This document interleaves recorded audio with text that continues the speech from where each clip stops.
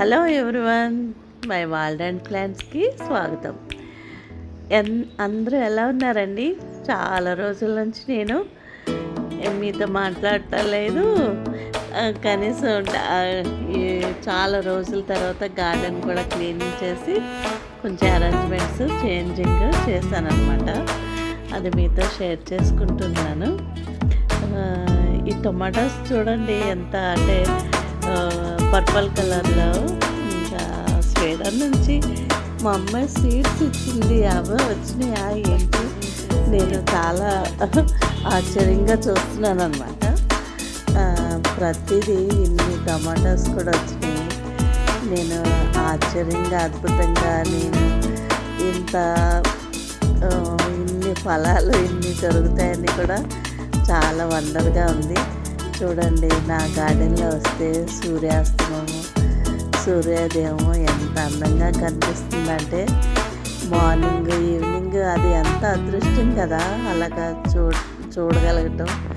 మనం అంత ప్రకృతిలో ఇంత చిన్న గార్డెన్ చిన్నది ఇలా కలుపు మొక్కలు తీసుకుంటూ చాలా మార్నింగ్ కూడా చేశాను, ఈవినింగ్ కూడా ఇలా చేసుకుంటూ మళ్ళా హార్వెస్ట్ కూడా చేశాను. టమాటాస్, మిర్చి మొక్క, బీరకాయ ఉంది, అది కూడా చేశాను.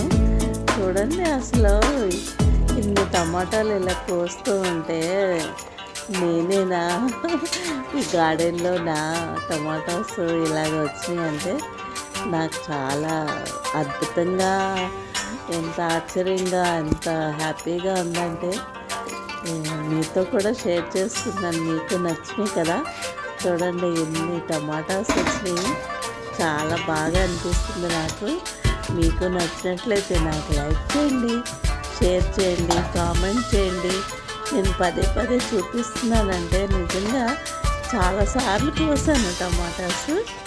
ఇంకా రోజు వస్తున్నా కూడా నాకు రోజు అలా టైం ఎలా గడుస్తుందో కూడా తెలియదు. అంతా అంటే సూర్యోదయాన్ని సూర్యాస్తమాన్ని చూస్తుంటే ఈ చలికాలం కొంచెం సూర్యోదయం అంటే సన్ రైజ్ కొంచెం మసగ్గాను కొంచెం డల్గాను చలిగాను ఉంటుంది కనుక సూర్యాస్తమం చాలా ఎక్కువ ఎంజాయ్ చేస్తున్నాను.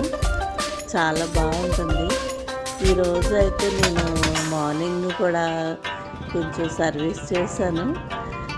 క్లీనింగ్ అది చేసిన తర్వాత ఈవినింగ్ మొక్కలకి నీళ్ళు పోస్తూ సూర్యాస్తమాన్ని ఆనందిస్తూ హార్వెస్ట్ చేస్తూ ఎంత ఎంత హ్యాపీగా ఉందంటే చూడండి. అసలు ఎంతంతో మనం కొన్నిసార్లు ట్రిప్కి వెళ్ళినప్పుడు సూర్యాస్తమానికి ఎన్నో రకాలుగా వెళ్తాం కదా, అది చూడటానికి ఎంతో దూరం ప్రయాణం చేసి ఎంతో ఇదిగా చూడాలి.